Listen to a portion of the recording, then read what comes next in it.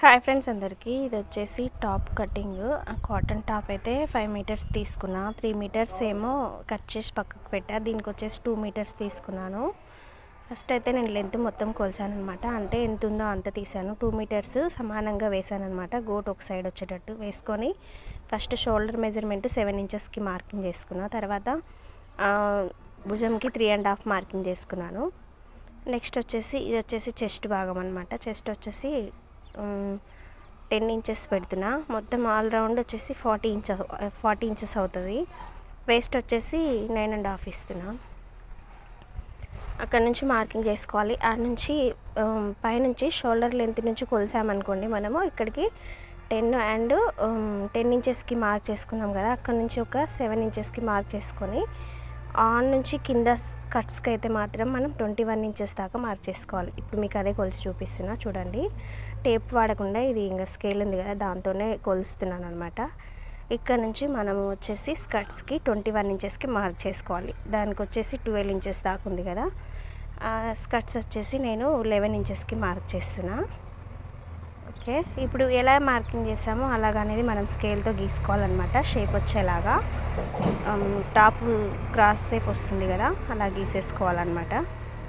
చాలా simple, easy friends, try చేయండి. Top మాత్రం చాలా బాగా పర్ఫెక్ట్గా వస్తుంది. ఫిట్టింగ్ నీట్గా రావాలంటే ఇలాగే ట్రై చేయండి. చూసారా నేను ఇప్పుడు ఎలా మార్క్ చేశానో అలాగే మార్కింగ్ చేసుకొని ఇంకా తీసేసి ఇలా క్రాస్ అనేది గీసుకోవాలి మనం. చూడండి ఎలా గీస్తున్నాను. షేప్ వచ్చేసింది.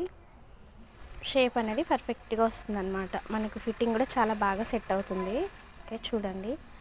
అలాగే కొంచెం ఎక్స్ట్రా ఖర్చు కోసం తీస్తున్నా.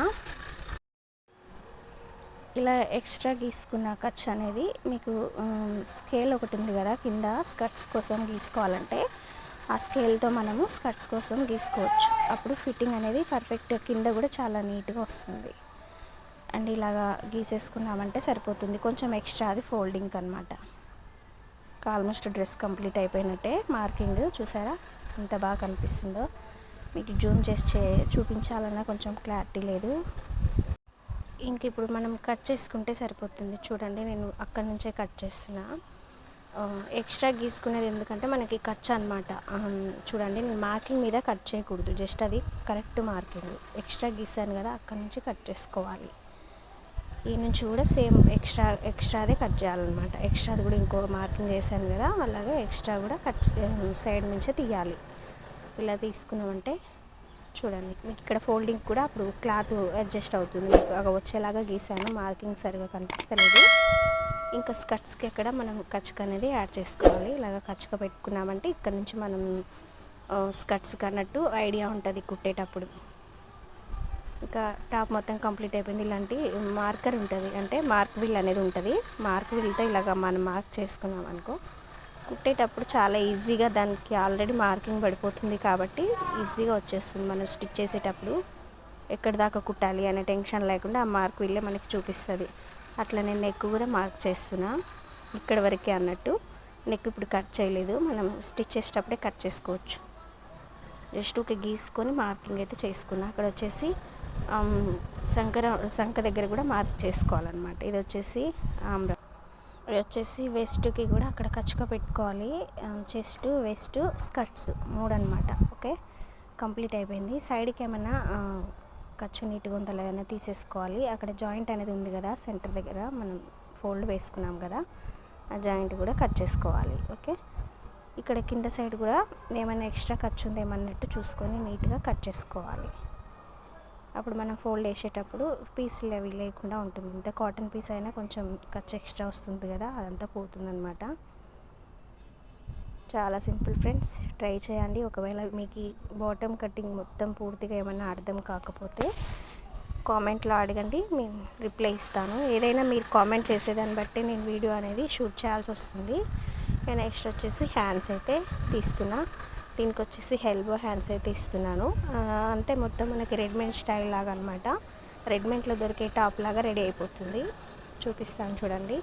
ఇట్లయితే ఫోల్డ్ అయితే వేసుకుంటున్నా. ఫస్ట్ వచ్చేసి ఇక్కడ పెద్దగా ఉంది కదా పీసు, అది అనేది హ్యాండ్స్కి వేసుకుంటున్నా. చూడండి ఇలాగా హ్యాండ్స్కి వేసుకొని కొంచెం ఏమన్నా జాయింట్ అయితే పడుతుంది హ్యాండ్స్కి, ఎల్బో హ్యాండ్స్ కదా, మనకి జాయింట్ అయితే వస్తుంది, కింద పట్టిలాగా రావాలి కాబట్టి పట్టికి మనం ఎక్స్ట్రా యాడ్ చేస్తాను. ఫస్ట్ వచ్చేసి ఇది ఎంత ఉందో అంత పెట్టేస్తున్నా, లెంత్ అంతా పెట్టేసి మార్కింగ్ అయితే చేస్తున్నా. తర్వాత మనం కొంచెం ఒక 1.5 ఇంచ్ దాకా గీసుకొని ఇలాగ క్రాస్ అనేది గీసుకొని హ్యాండ్స్ ఎంత ఉందో అంతా నాకు ఐడియా ఉంది కాబట్టి హ్యాండ్ మార్కింగ్ చేసుకొని అలాగే ఎక్స్ట్రా ఖర్చు కూడా ఇట్లా గీసేసుకొని ఇంకా మనము హ్యాండ్ రివర్స్ వేసి ఉంటుంది కదా, అలాగే రివర్స్ వేసి గీసేసామంటే హ్యాండ్ వచ్చేస్తుంది. చాలా సింపుల్. ఒకవేళ మీకు ఇవన్నీ కటింగ్ ఒకవేళ క్లారిటీగా ఒక్కొక్కటిగా నాకు విడివిడిగా చూపించమంటే గాను ఖచ్చితంగా అది వేరే వీడియోలో చేసి చూపిస్తాను, మీకు అర్థం కాకపోతే హ్యాండ్స్ ఎలాగా అనేది. ఓకే, ఏదైనా సరే మీరు కామెంట్లో అడగండి, మీరు అడిగేదాన్ని బట్టి నేను వీడియోస్ అనేది పోస్ట్ చేస్తూ ఉంటాను ఫ్రెండ్స్. ఎందుకంటే మీకు ఏది అర్థమవుతుందో లేదనేది మాకు తెలియదు కదా. ఆ సైడ్కి కొంచెం జాయింట్ అయితే పడుతుంది, వేసేస్తే సరిపోతుంది, ఏం కాదు, అది కనిపించదు, కుట్లో వెళ్ళిపోతుంది. ఖర్చుకైతే పెట్టేసుకున్నా, ఇంకా అయిపోయింది కంప్లీట్గా హ్యాండ్. ఓకే, చూసారా, అయితే కొంచెం మళ్ళీ లెంత్ ఎక్కువ అవుతుందేమో, మనకి సైడ్కు పట్టి కూడా వస్తుంది కదా అన్నట్టు తీసాను అనమాట. కొంచెం ఖర్చు అంతే, లైట్గా పడుతుంది కదా, ఇప్పుడు కుట్లకు అనేది వెళ్ళిపోతుంది. అది కొంచెం క్రాసు. ఆల్మోస్ట్ టాప్ అయితే కంప్లీట్ అయిపోయిందండి, ఇంకొంచెం పీస్ మిగిలింది. దీంతో నెక్స్ అవి యాడ్ చేయంగా కూడా ఏదైనా డ్రెస్ కానీ చిన్నగా ఫ్రాక్ లాంటిది పాకెట్స్ కూడా పెడదాం అనుకుంటున్నా. ఒకవేళ పీస్ మిగిలితే ఏదైనా చిన్న డ్రెస్ డిజైన్ చేసుకోవచ్చు దీంతో. ఓకే, మరి టాప్